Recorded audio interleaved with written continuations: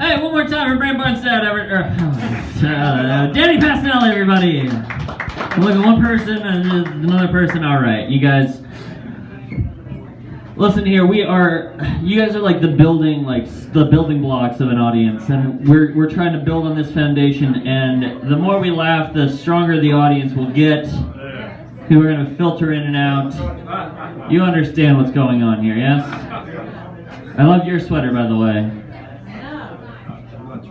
You got horses on your sweater? Yep, but actually llamas. They're what? Llamas. They're llamas. Oh, lovely, yeah. I got this alpaca sweater. My brother bought it for me in Peru. It's made of alpaca.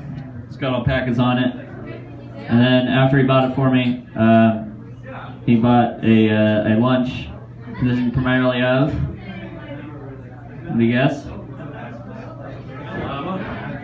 No, horse. No, I'm kidding. Alpaca. Yeah. So I'm gonna bring up your next comic. Are you guys ready for your next comic? All right, you guys. This next comic, he is a very interesting, knowledgeable human. I like to call him Wikipedia because you might not laugh, but you will learn something. Just kidding. You'll laugh. It's a comedy show. You will laugh. Give it up real loud for Greg Enyard, everybody. You're laughing already. All right, Greg Enyard, everybody.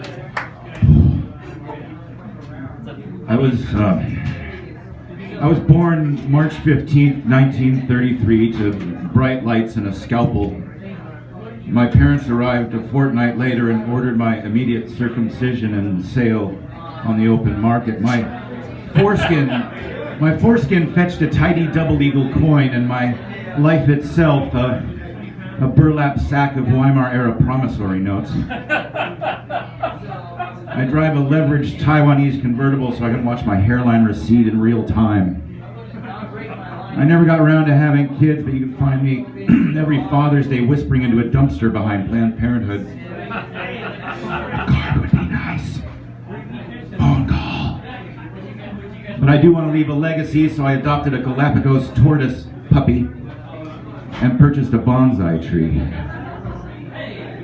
I'm a yoga teacher, but I'm not very good. I just leave people hanging.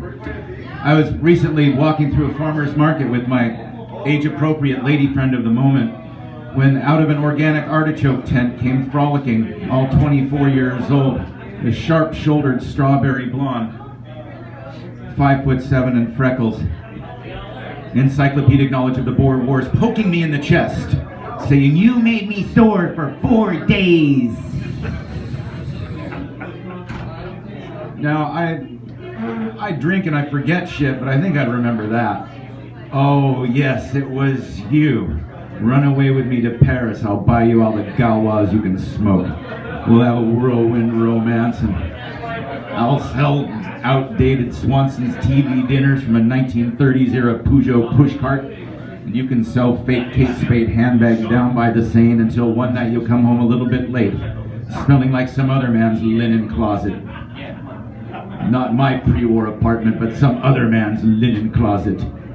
And then I'll start peeing blood, and then I'll have to take Lake Hard, a Lake Clinique, for Lay Cipro. But we'll always have Paris. That's what went through my head at the time. So I've been hanging out with this girl I'm really fond of. I've been Margaret Thatcher is her name. She does sex work by day and comedy at night, and she works the Bayview Hunters Point area. She's very pale and red-haired and very popular in the African-American community, but she's a bit of a brag. Bragging to me about how many clients she's had in the course of a week. She said, "I've been with 30 guys this week," and I said, "So how many of them were white?" She goes, "Oh, like 3. And I was like, "So there are 27 were black guys?" She said, "Yeah, and they fucking love me." And I said, "God damn, Margaret Thatcher, you've had more innocent young African-American men in your mouth than the canine unit of the Ferguson, Missouri Police Department." I kid, the canine unit of the Ferguson, Missouri Police Department was an 8-year-old Presa Canario who just recently died of canine sickle cell anemia. I'm a romantic. I wrote a poem to Liz Taylor. I think you'll like it. I love you lying by the door. I love you lying by the shore. I love you lying even when you snore, like a World War II era Sherman tank with a fouled spark plug and a stuck throttle pedal, slogging its way through a 7-foot deep mud pit of Nazi atrocities. I love you, my violet-eyed exquisite whore. Exquisite whore who broke my tired Welsh heart, and so many others too. Mike Todd, Eddie Fisher, Larry Fortensky, Larry Five-Tensky. I'm so sorry I mistook that shriveled black mass that pumps cherry-flavored ice water through your collapsing veins for a human heart. I can only hope that your flaccid, distended uterus comes tumbling out of your rancid birth canal and land on the Hollywood Walk of Fame star of Debbie Reynolds. And sprout 8 furry, spider-like limbs and scurry off to San Quentin prison, where it gets passed around like an inconsequential object of derision, like a stale, cold plate of last week's liver and onions and gorgonzola cheese that even the most hardened convict refuses to smell or touch. The sooner you jump into a bejeweled coffin, you miserable little 2-time Oscar-winning, Michael Jackson-liking penny hamster, the sooner the men of the world will be able to breathe fresh air. Thank you.